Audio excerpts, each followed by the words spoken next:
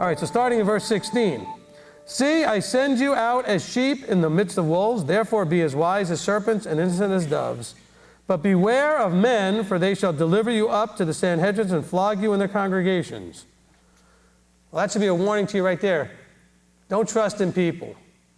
Beware. You know, they're going to all seem all fine and good, but they're the ones who are going to deliver you up to the Sanhedrins and flog you in their congregations. He says, and you shall be brought before governors and sovereigns for my sake, as a witness to them and to the Gentiles. But when they deliver you up, do not worry about how or what you should speak, for it shall be given to you in that hour what you shall speak. For it is not you who speak, but the Spirit of your Father speaking in you. Amen. And so we don't have to have any fear. Just go up there and open up your mouth.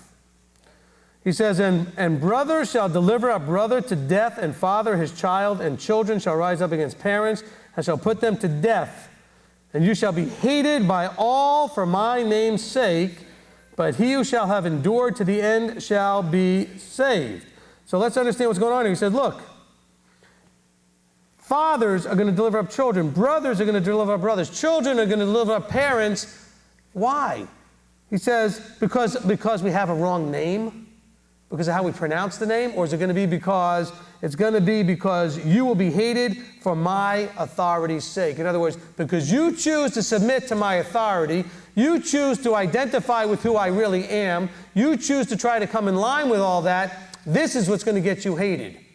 Now, sadly, you can walk into certain congregations, and if you pronounce the name wrong, you're going to get hated. And when I say wrong, I mean according to how they believe it's supposed to say. So if you walk into a place that's a, sacred name obsessed, we'll call it, okay, where they have the one true right way to say it, you may get hated if you say it wrong. I mean, wrong meaning according to their standard. But that's not what this verse is talking about. This verse is saying, look, you're going to have family members, and a lot of you have family members like this, who have attacked you, have cut you off, have written you off, have besmirched your name in every possible way because you have chosen to submit to his name or his authority. You have chosen to identify yourself with the true Elohim and not the false representation. So you've linked yourself with that identity. You've linked yourself with that reputation, authority, with who he is, and you've chosen to be owned and belong to that particular identity. And so we have family members that hate us for this, revile us for this. And he says, look, there will be a point where because of that, you may actually be put up and delivered onto death. And so a lot of us are sitting around going, man, I don't know, this is hard. This isn't hard. It will get hard. It's not hard now. I don't know how anybody's whining and complaining that it's hard now. This is not hard. When you have family members who might actually turn you in where you will be killed, that's when it's going to get hard. Right now, you just have family members that are besmirching you on Facebook or sending you nasty text messages. Okay, we're not talking about being literally sent to death, because there will be a time where there will be those who are told, oh, you need to rat on your family members. We need to know. We need to have you spy on families. Tell us who's keeping the Sabbath, who's keeping the Torah, who's not submitting to all of these, laws that are lawlessness, the world's laws, who's not submitting to that stuff when we're commanded we have to worship on Sunday or whatever it is we have to do. And so he says, look, you shall be hated by all for my authority's sake. He says, however, he who shall endure to the end shall be delivered, shall be saved. And if you don't understand what that's really talking about, go listen to the Are You Saved series. Okay, and that's where we can really explain that. But I want to continue reading to get more context about what he just said here in verse 22. Verse 23 says, and when they persecute you in this city, flee to another. For truly I say to you, you shall by no means have gone through the cities of Israel before the Son of Adam comes. A taught one is not above his teacher, nor a servant above his master. It is enough for the taught one to become like his teacher and a servant like his master. Now let's understand here, it's trying to say, look, you know what? Let's understand that we have to take that huge pride of ours, that huge ego of ours, and submit it. If you're in a congregation with a leader and a teacher, that doesn't mean you need to jump up and usurp that and decide you're smarter than the teacher. And if you're the teacher of the congregation, don't think you're smarter than Yeshua, who's the teacher. Okay? I mean, there is a vertical hierarchy here of humility. He says, look, a taught one is not above his teacher, nor a servant above his master. It is enough for the taught one to become like his teacher.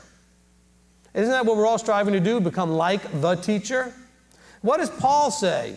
He says, imitate me as I imitate Yeshua. Now, he didn't say imitate Yeshua, because he wanted to say, look, I'm teaching you. I'm your teacher. It's my responsibility to set the example. Imitate me as I imitate Yeshua. Now, you are also to imitate Yeshua, but he was trying to say there is a component to the physical component. In other words, to having a physical person here to walk this out as an example. And he said, imitate me as I imitate Yeshua. And continuing, he says, look, and a servant is not greater than his master. If they have called the master of the house Beelzebub, but how much more those of the household? Therefore, do not fear them.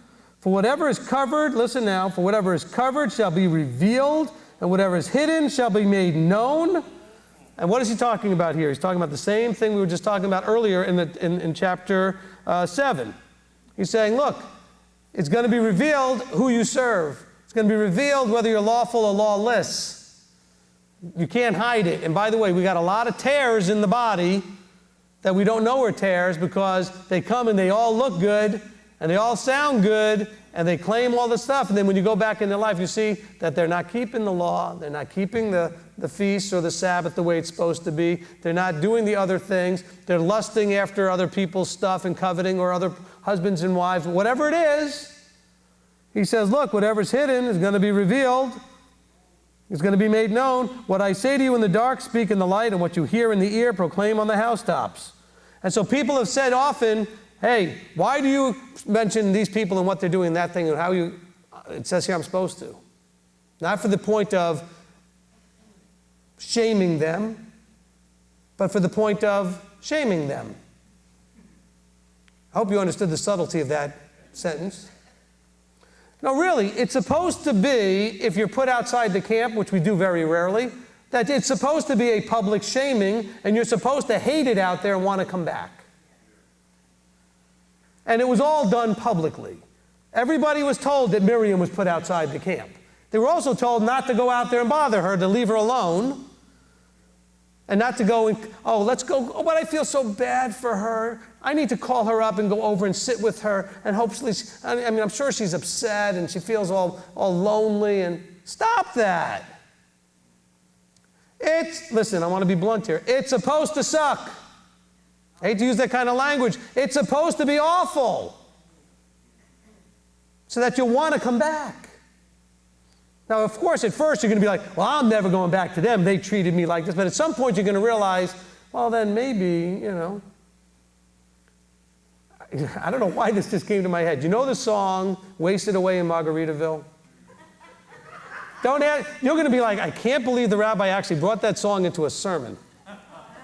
But if you notice in the song, in the beginning, he blames everybody else. Until finally at the end of the song, he realizes it's my own fault. Do you understand what I'm saying? Okay? And that's kind of where we are when we get put into trouble. First thing we do is lash out and blame everybody for our misery, until we finally end up looking in the mirror and say, I've seen the enemy and it's me. And then we hopefully make teshuvah, and then we can go back into the camp. But that's what he's saying. He says, look, he says, don't fear them. Back to verse 26, for whatever is covered shall be revealed, whatever is hidden shall be made known. And he says, look, if I speak it, in the dark, if you hear something and I say it in the dark, you speak it in the light. And what you hear in your ear, proclaim on the housetops. And this is what he's saying from the Spirit. He's saying, if the Ruach, which is speaking for me, reveals stuff to you, you need to bring it out there. You need to bring it out there. Now, bear in mind, there's a lot of people that are false who will go back to the chapter 7 saying, we did all this stuff in your authority, who are saying all this public stuff about people who had no authority to do so. So we have to be careful with that. This is a warning, by the way, to all people with a microphone. If you're going to do this, make sure you actually are an anointed appointed, not a self-appointed, self-anointed. And most of the guys out there don't know how to tell the difference because they just want to do what they want to do. He says, verse 28, do not fear those who kill the body, but are unable to kill the being, but rather fear him who is able to destroy both the being and the body in Gehenna. By the way, notice that it says destroy. It doesn't say send them to hell where they're going to be tortured forever. It says they're going to be destroyed in Gehenna, which is the fire. Okay, the valley of Hinnom, where they had the fire, the garbage fire that was burning all the time.